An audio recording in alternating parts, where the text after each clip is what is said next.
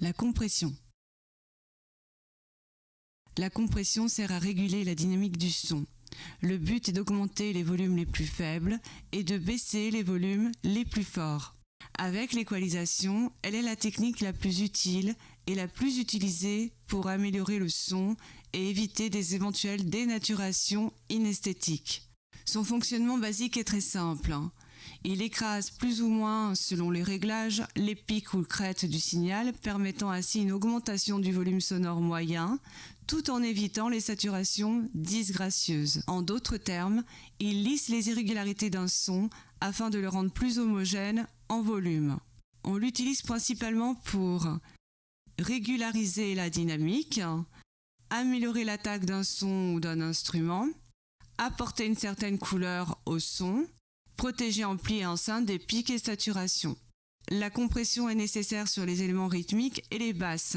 Sur les pianos et les leads, elle est plus légère. Toutefois, il faut la régler doucement.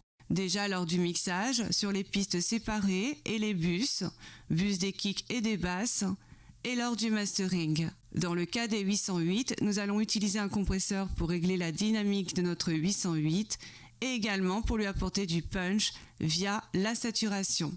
Enfin, il sera utile de réaliser une sidechain compression pour bien la dissocier du kick. Nous reviendrons sur ce sujet dans le cours consacré à la sidechain compression et de volume.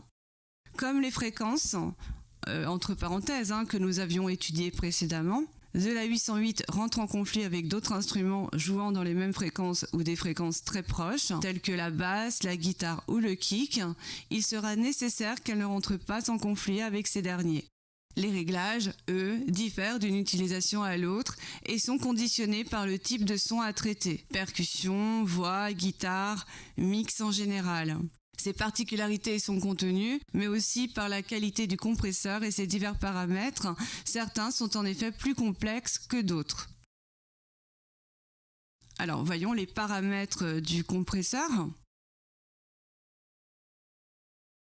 Un compresseur possède généralement 6 paramètres et 3 au minimum.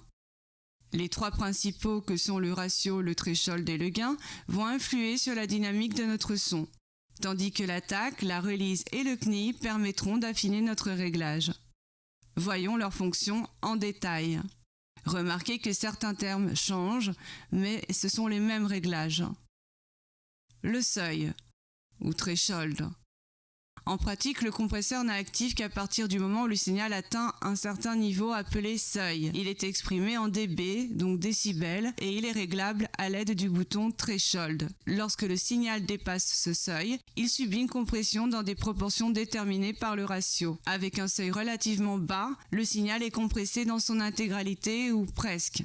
Avec un seuil relativement élevé, seules les pointes sont traitées. Afin de faciliter leur utilisation, certains compresseurs sont dépourvus de réglage de seuil, dont la valeur est fixée par le constructeur. Jouer sur le niveau d'entrée permettra de contourner cette absence de réglage. Le ratio.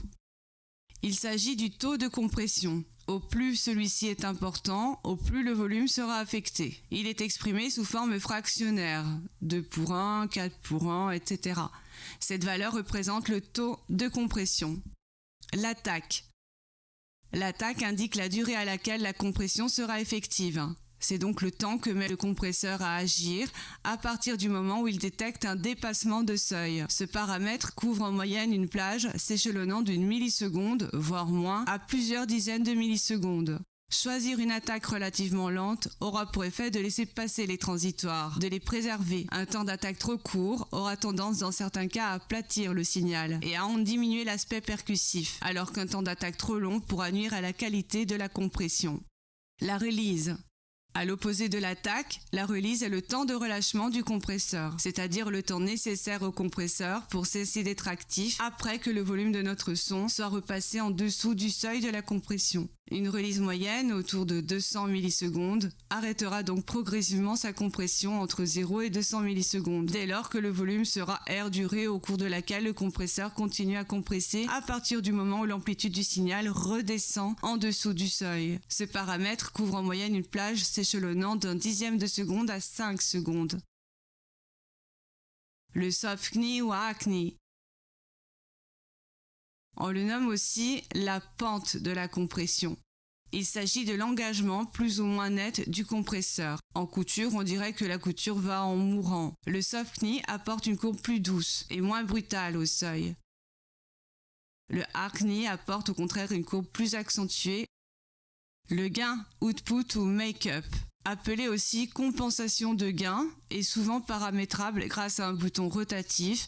Il permet d'augmenter ou de diminuer le niveau du signal de sortie après la compression. Ce réglage est indispensable lors de grandes compressions. Comme sur de nombreux effets, un gain de volume peut être donc appliqué. Il s'agit ni plus ni moins que d'une différence entre le volume d'entrée et celui de la sortie.